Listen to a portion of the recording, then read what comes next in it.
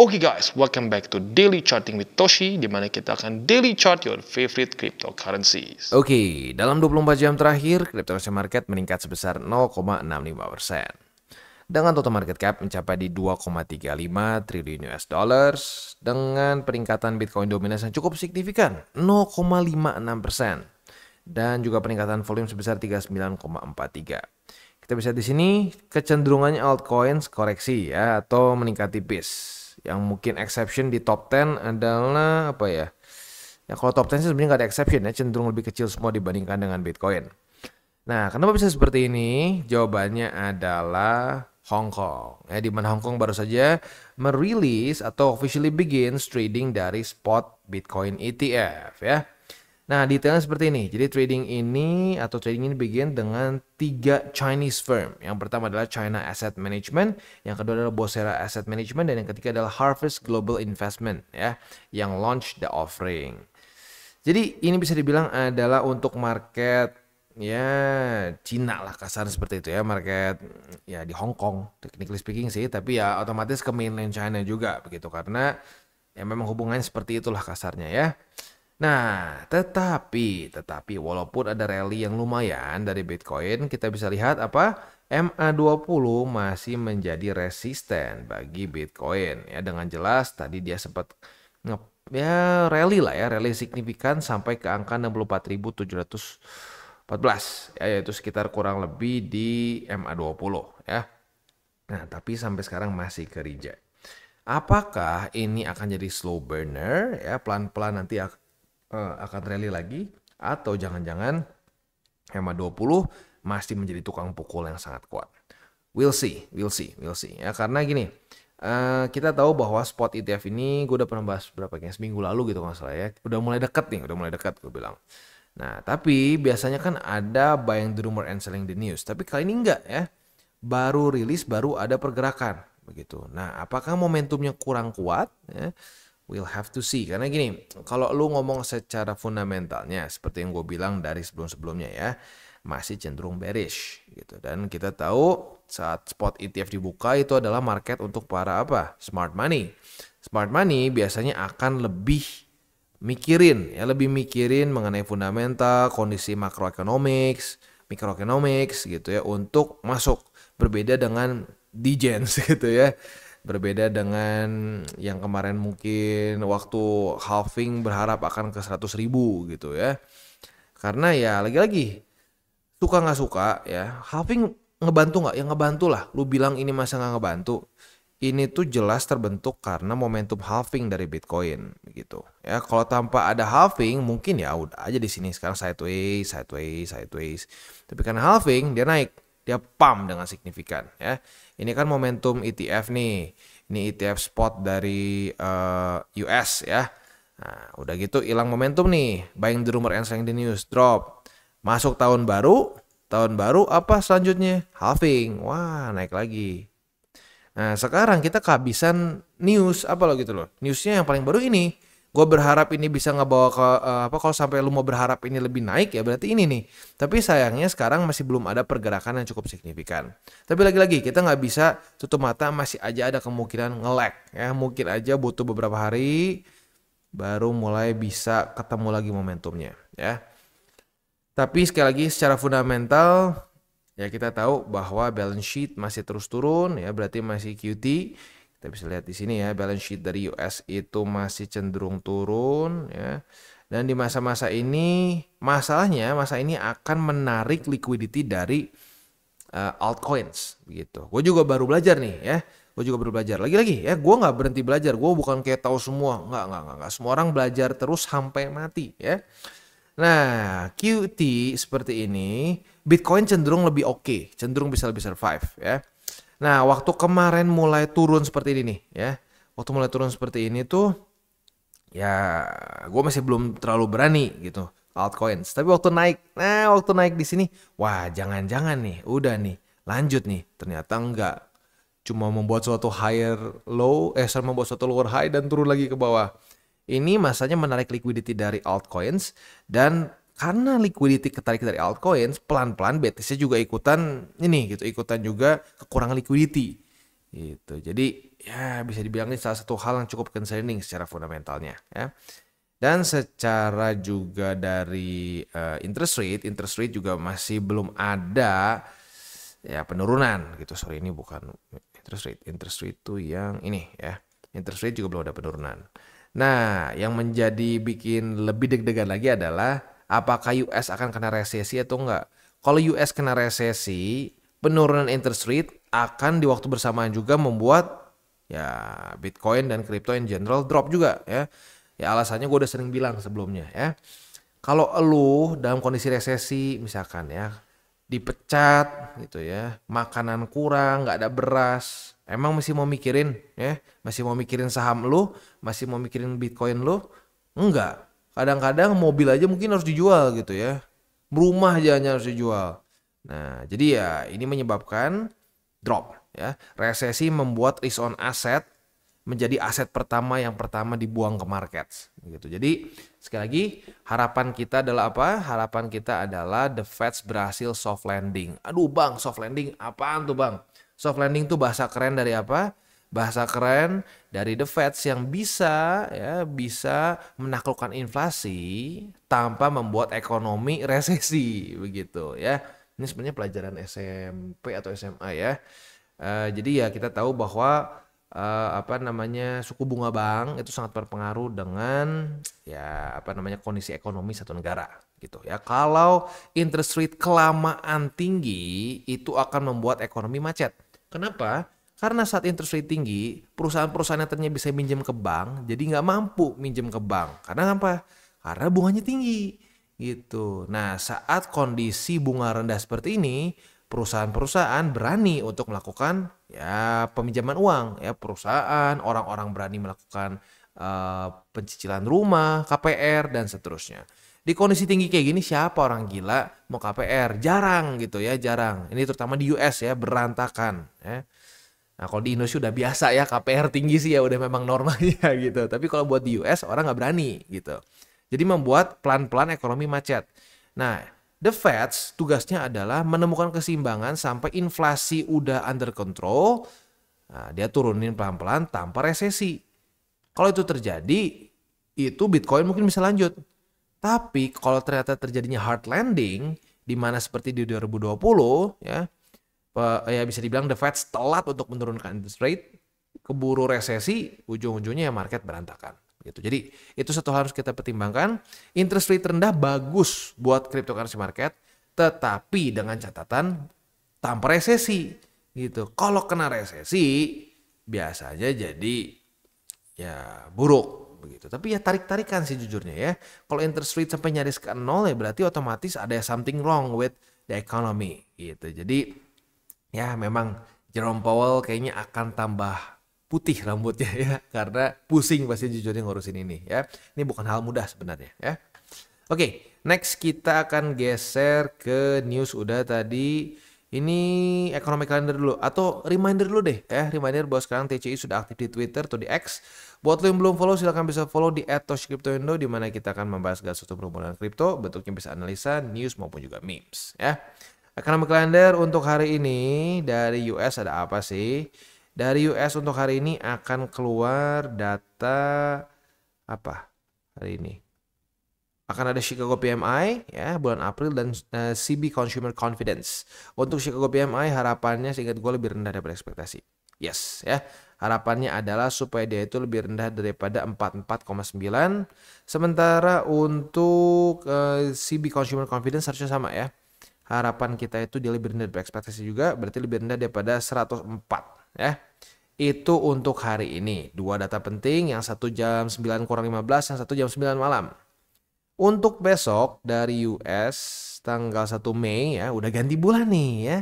Ganti bulan. Untuk besok tanggal 1 Mei dari US akan ada ADP Non-Farm Employment Change, ini penting ya.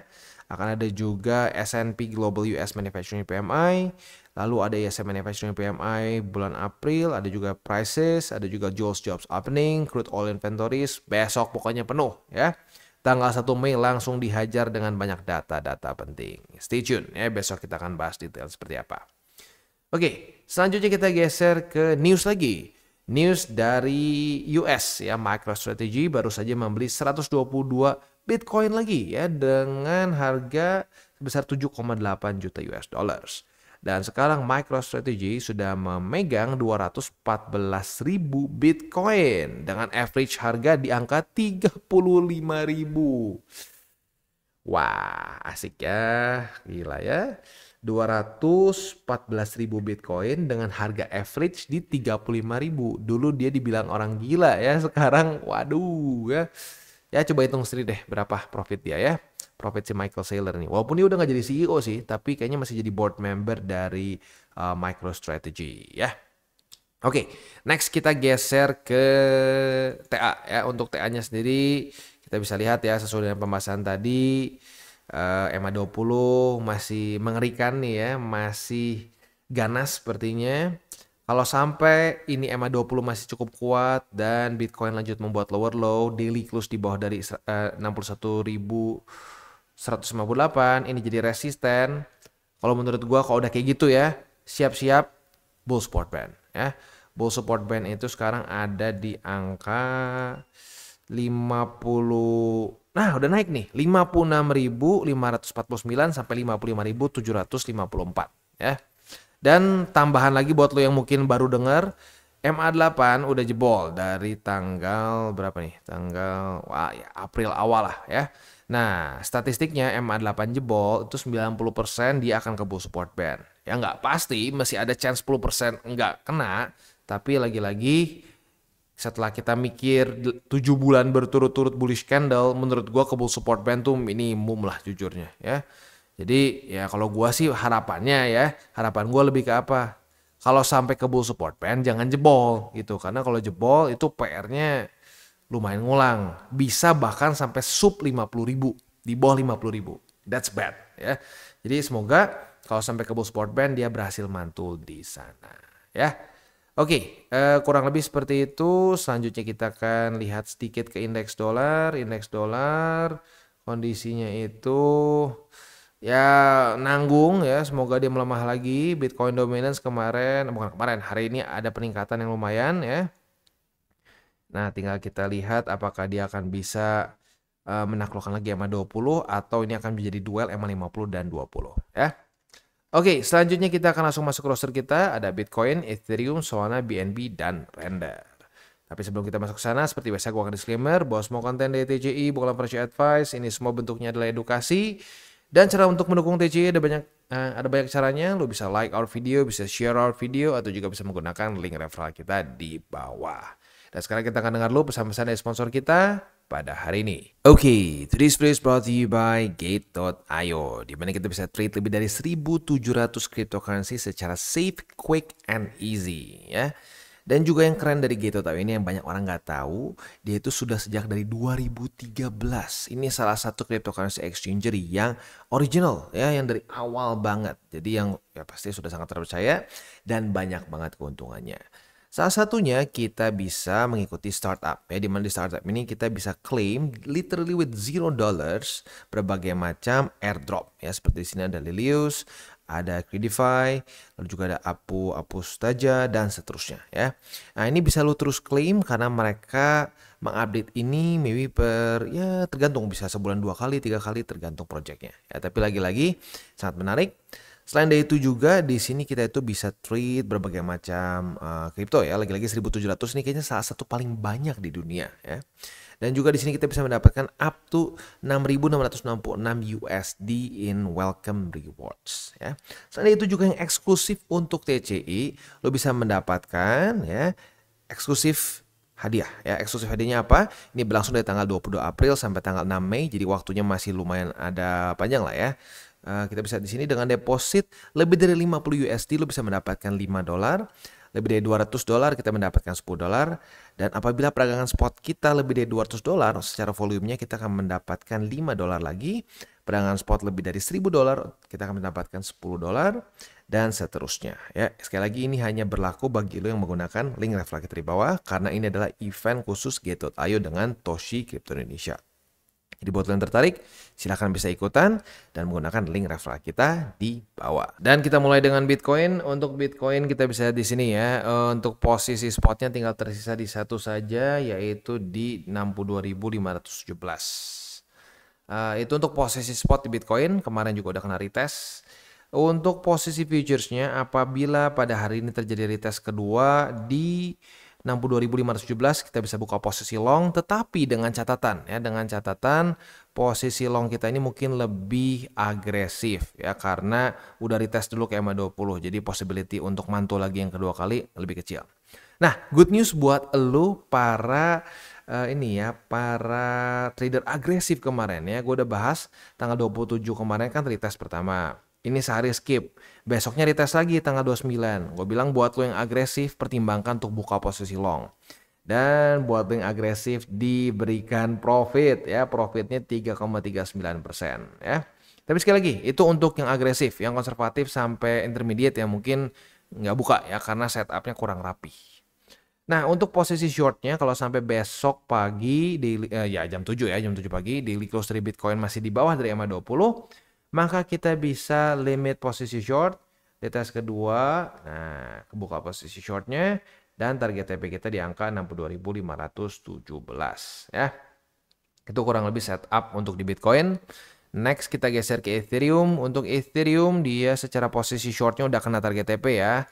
Langsung di hari ketiga ya. Buat posisi shortnya ini kita sudah profit sebesar 2,98%. Asik ya. BTC profit, Ethereum profit. Posisi longnya gimana? Posisi longnya kita sudah kebuka ya, karena sudah terjadi retest 1, retest 2 di EMA 20 ya, sebagai posisi support ya. Nah, untuk posisi long ini target TP-nya di angka 3.279. Gila ini kok 32.000 ya. Gue udah nggak tahu, kayak banget kayaknya kok ini 32.000. Oke, itu untuk posisi longnya. Untuk posisi shortnya tinggal kita balik saja logikanya kayak kemarin lagi ya di sini. Ya otomatis kita nggak usah bahas lah, sama persis kayak kemarin soalnya. Posisi spotnya buy limitnya hebatnya masih bertahan semua ya. Buy limit pertama masih aktif di EMA 20 dan di 3.100-an ya. Ini adalah Confluence. Buy limit kedua di 3.014. Buy limit ketiga di 2.920. Untuk posisi futures dan spotnya kurang lebih seperti itu gambarannya. Next kita geser ke Solana. Untuk Solana dia masih bertahan di buy limit terakhir yaitu di 133,8 ya. Itu untuk posisi spot di Solana. Posisi futuresnya apabila pada hari ini terjadi retest kedua di 133,8, kita bisa buka posisi long dengan target TP di 144,14 atau bisa juga nanti di EMA 20 yang semakin mendekat. Next kita geser ke BNB. Untuk BNB dia juga masih berhasil bertahan di semua buy limit ya, which is quite cool ya, karena banyak altcoin sudah berantakan. Alts yang ini lumayan sakti ya. Saktinya kenapa? Karena banyak utility-nya tokennya ya, banyak cuannya sih ya. Oke, untuk buy limitnya berarti buy limit pertama di EMA 20 atau di EMA 50. Dan buat posisi futures akhirnya kena juga ya.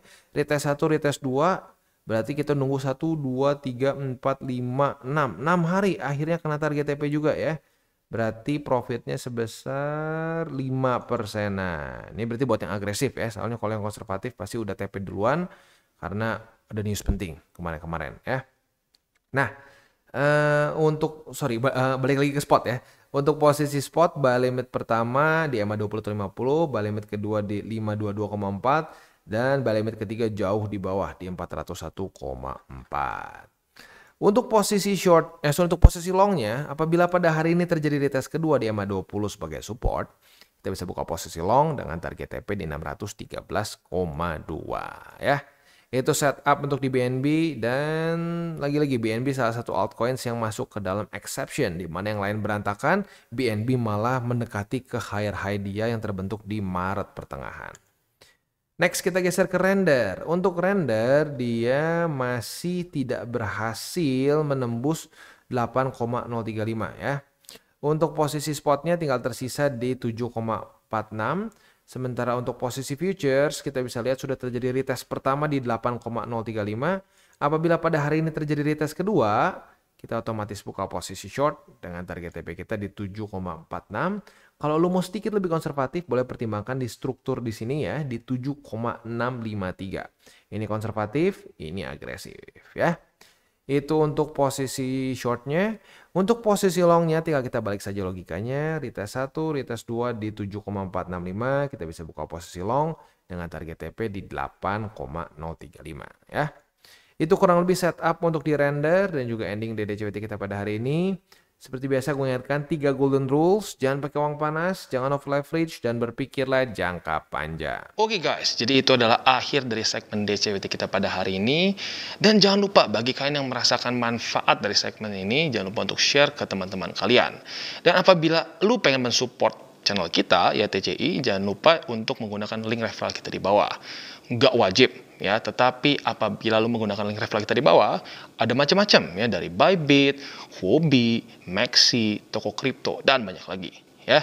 Ya, walaupun nggak wajib, tapi kalau menggunakan link referral kita, lu secara langsung membantu perkembangan dari TCI. Dan satu lagi, jangan lupa juga untuk join Telegram group kita, di mana kita bisa ngobrol-ngobrol santai mengenai dunia cryptocurrency secara dua arah. So, jangan lupa untuk like, subscribe, click the bell icon, and see you on the next video.